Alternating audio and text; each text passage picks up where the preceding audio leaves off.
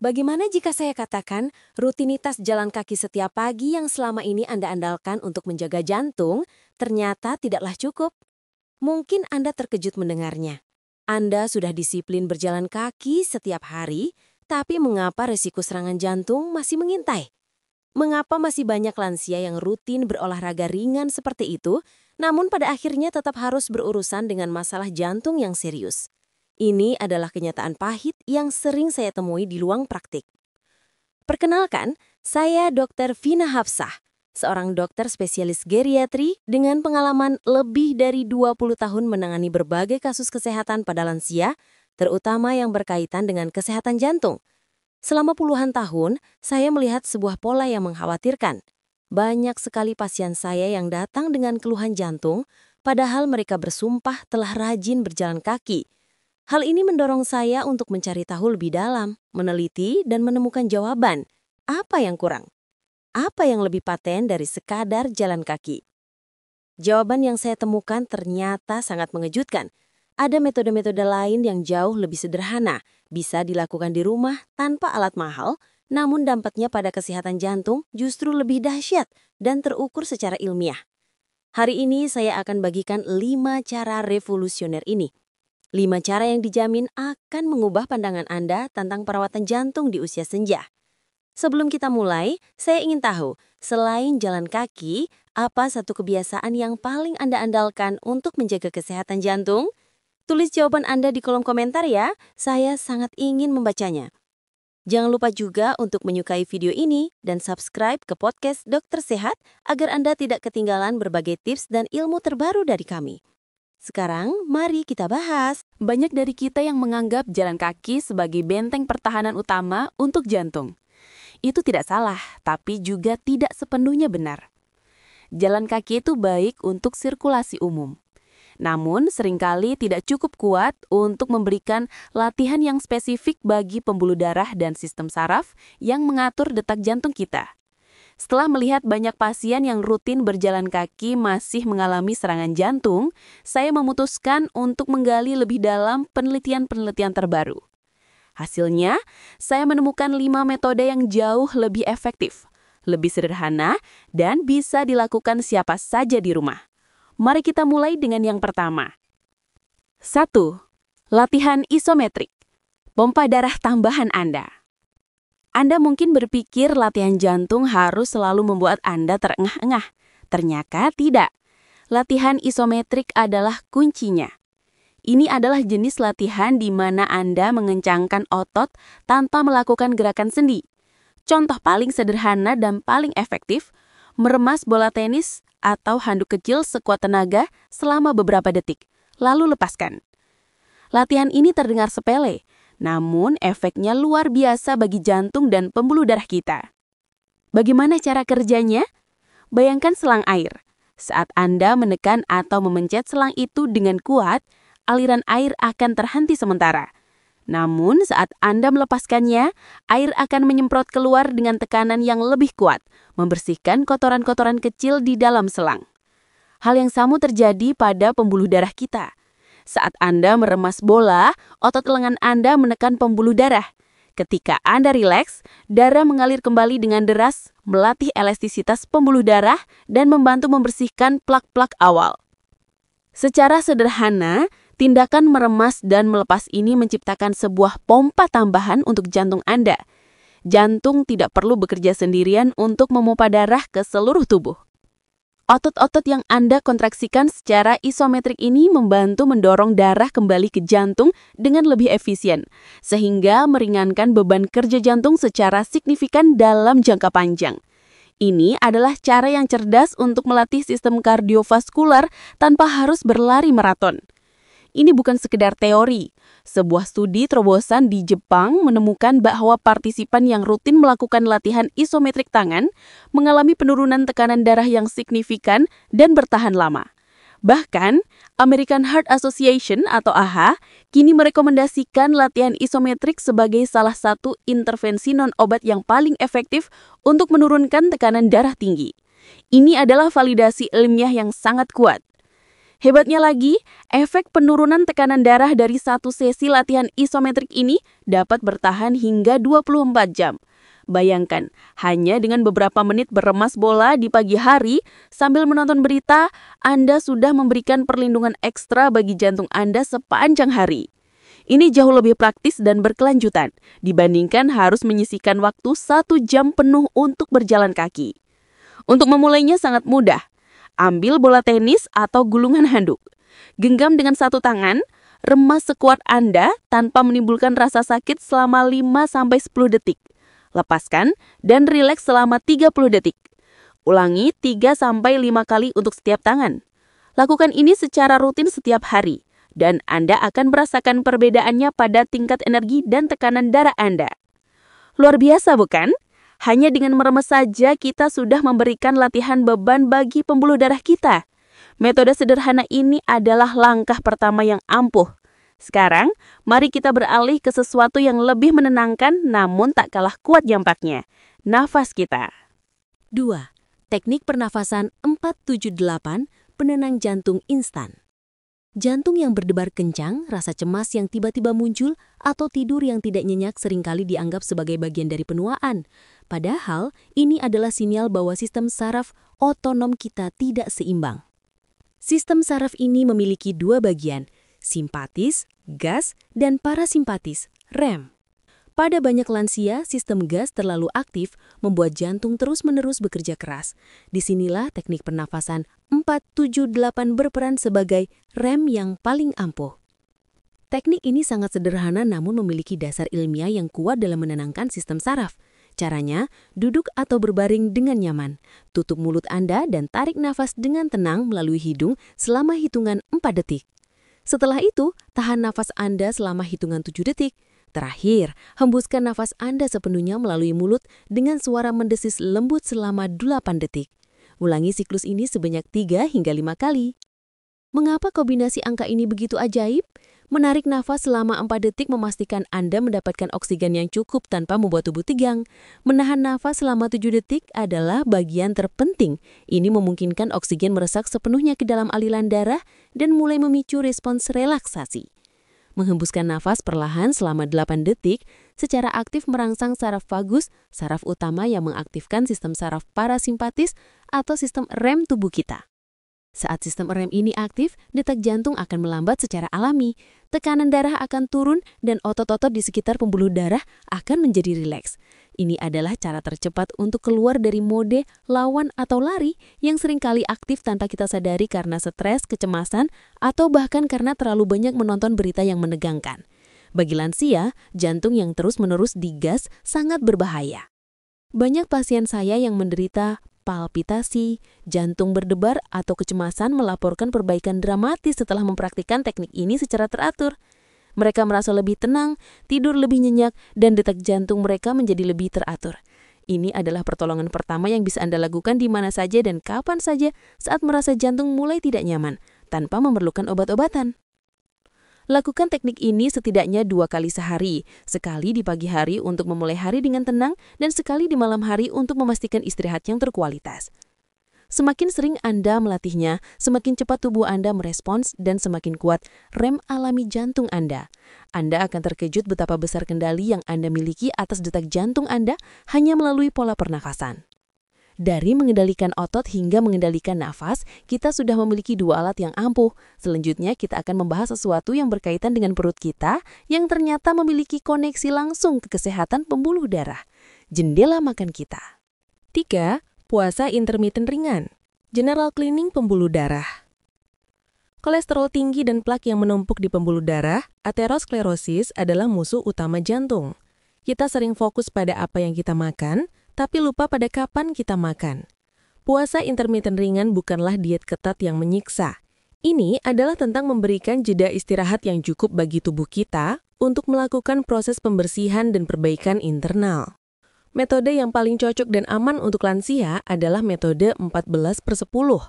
Artinya, Anda berpuasa selama 14 jam dan memiliki jendela makan selama 10 jam. Ini jauh lebih mudah daripada kedengarannya. Contohnya, jika Anda sarapan pada jam 8 pagi, maka makan malam terakhir Anda adalah pada jam 6 sore. Di luar jam tersebut, Anda hanya boleh mengonsumsi air putih, teh tawar tanpa gula, atau kopi hitam pahit. Apa yang terjadi selama 14 jam tubuh tidak menerima kalori? Tubuh akan beralih dari mode menyimpan energi ke mode menggunakan energi cadangan. Proses ini memicu sesuatu yang luar biasa bernama autofagi, sebuah proses pembersihan seluler di mana tubuh akan mendaur ulang sel-sel tua dan rusak, termasuk partikel kolesterol jahat atau LDL dan komponen plak yang mulai menempel di dinding pembuluh darah. Bayangkan tubuh Anda seperti dapur. Jika Anda terus-menerus memasak dan makan setiap beberapa jam dari pagi hingga larut malam, kapan staf kebersihan punya waktu untuk membersihkan lantai, mencuci piring, dan membuang sampah? Tidak pernah. Dapur akan menjadi kotor dan berantakan. Begitu pula tubuh kita. Jeda puasa 14 jam memberikan waktu bagi staf kebersihan internal tubuh kita untuk bekerja maksimal.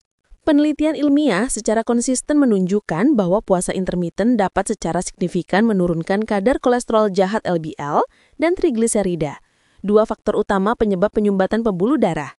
Selain itu, metode ini juga meningkatkan sensitivitas insulin, yang sangat penting untuk mencegah diabetes tipe 2, penyakit lain yang sangat erat kaitannya dengan masalah jantung. Bagi banyak lansia, memulai ini sangatlah mudah. Seringkali ini hanya berarti menghilangkan kebiasaan ngemil kue atau biskuit di malam hari sambil menonton TV. Dengan menghentikan asupan kalori setelah jam 6 atau 7 malam, Anda sudah hampir mencapai target puasa 14 jam jika Anda sarapan keesokan harinya jam 8 atau 9 pagi. Ini adalah perubahan kecil dengan dampak biologis yang sangat besar. Ingat, ini bukan tentang mengurangi jumlah makanan secara drastis, tetapi tentang mengatur waktunya.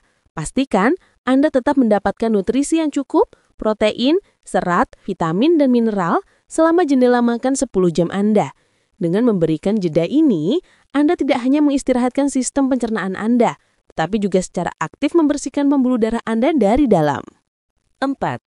Terapi air dingin. Senam untuk pembuluh darah.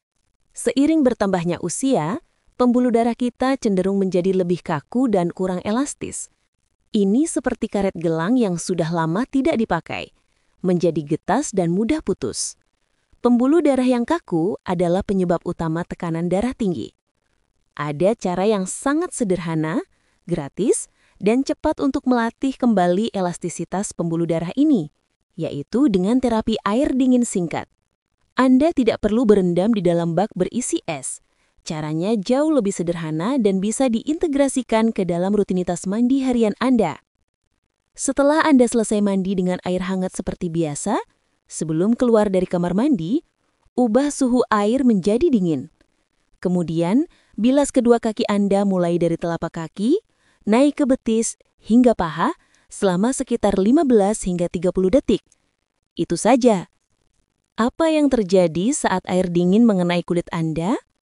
Pembuluh darah di area tersebut akan langsung menyempit. Vasokonstriksi. Ini adalah respons alami tubuh untuk menjaga panas inti tubuh. Setelah beberapa detik, saat Anda menghentikan siraman air dingin, pembuluh darah akan kembali melebar. Vasodilatasi untuk mengembalikan aliran darah normal. Proses menyempit dan melebar secara cepat ini ibarat senam atau push-up untuk pembuluh darah Anda. Latihan ini membuat dinding pembuluh darah menjadi lebih kuat dan lebih elastis. Pembuluh darah yang elastis mampu beradaptasi lebih baik terhadap perubahan tekanan darah. Ketika Anda terkejut atau melakukan aktivitas fisik mendadak, pembuluh darah yang fleksibel dapat melebar dengan mudah untuk mengakomodasi lonjakan aliran darah, sehingga tekanan darah tetap stabil dan tidak melonjak drastis. Banyak budaya di dunia, seperti di Jepang dan negara-negara Skandinavia, telah mempraktikkan terapi air dingin selama berabad-abad untuk menjaga vitalitas dan kesehatan kardiovaskuler. Ilmu pengetahuan modern kini telah membuktikan manfaatnya. Praktik ini tidak hanya baik untuk pembuluh darah, tetapi juga dapat meningkatkan sirkulasi secara keseluruhan, mengurangi peradangan, dan bahkan meningkatkan mood. Mulailah secara perlahan.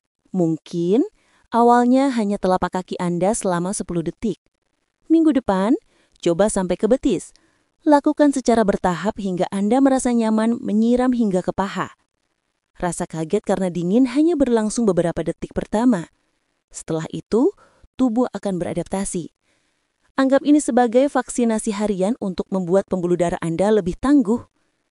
Metode ini adalah salah satu cara termudah untuk meremajakan sistem peredaran darah Anda dari luar.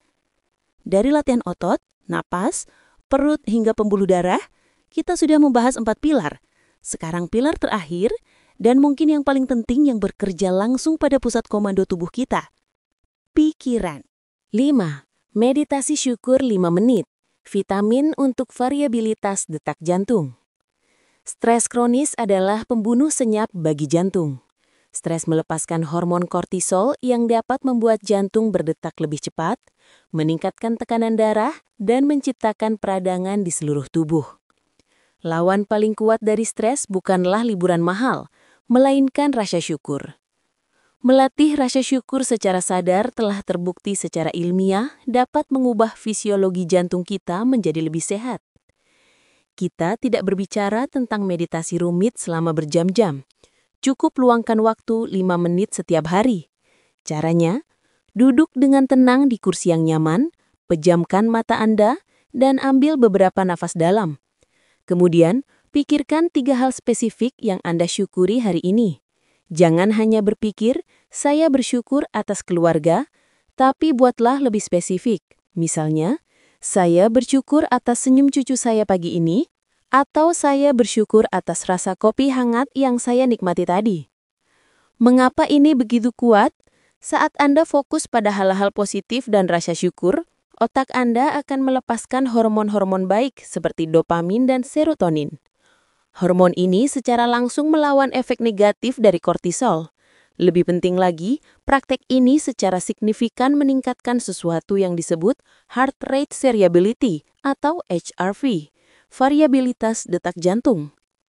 HRV adalah ukuran variasi waktu antara setiap detak jantung.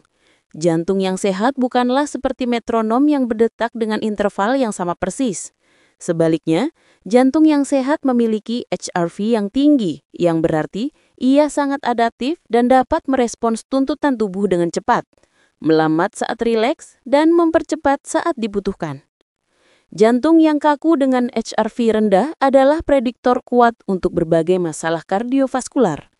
Studi dari lembaga seperti HeartMath Institute telah menunjukkan hubungan langsung antara emosi positif seperti syukur dan peningkatan HRV. Dengan meluangkan waktu 5 menit untuk bersyukur, Anda secara harfiah sedang melatih jantung Anda untuk menjadi lebih fleksibel, lebih adaptif, dan lebih tangguh dalam menghadapi stres fisik maupun emosional. Ini seperti melatih kecerdasan emosional jantung Anda. Praktek ini sangat penting bagi lansia yang seringkali dihadapkan pada berbagai sumber kekhawatiran, baik tentang kesehatan, keluarga, maupun masa depan. Meditasi syukur 5 menit ini adalah jangkar yang menenangkan di tengah badai kecemasan. Ini adalah cara untuk mereset sistem saraf Anda setiap hari, memastikan jantung Anda tidak terus-menerus berada di bawah tekanan. Jadikan ini sebagai ritual harian. Mungkin setelah bangun tidur atau sebelum tidur. 3 hal sederhana yang Anda syukuri setiap hari, praktek kecil ini jika dilakukan secara konsisten, akan membangun fondasi ketenangan batin yang kuat, yang akhirnya akan tercermin dalam detak jantung yang lebih sehat dan hidup yang lebih panjang. Bagaimana Ibu dan Bapak? Apakah Anda merasa ada 1 atau 2 cara dari 5 ini yang paling mungkin untuk dicoba mulai besok? Mungkin memulai dengan pernafasan 4-7-8 sebelum tidur atau mencoba meremas handuk saat jeda iklan di TV. Tentu saja semua tips ini akan bekerja lebih maksimal jika kita juga berkomitmen untuk meninggalkan kebiasaan yang merusak jantung, seperti merokok, konsumsi gula dan garam berlebihan, serta begadang. Mari kita ganti kebiasaan buruk itu dengan kebiasaan baru yang membangun kesehatan ini, satu persatu. Jika video ini terasa bermanfaat, jangan simpan sendiri. Bagikan kepada teman, saudara, atau pasangan Anda yang juga memasuki usia senja. Mari kita bersama-sama menciptakan komunitas lansia yang lebih sehat, lebih kuat, dan lebih berdaya. Ingatlah, investasi terbaik di usia senja adalah investasi pada kesehatan jantung Anda. Ini adalah mesin yang membuat kita tetap hidup dan menikmati momen-momen berharga bersama orang yang kita cintai. Saya Dr. Vina Hapsah, undur diri. Sampai jumpa di video berikutnya. Tetap sehat, tetap semangat.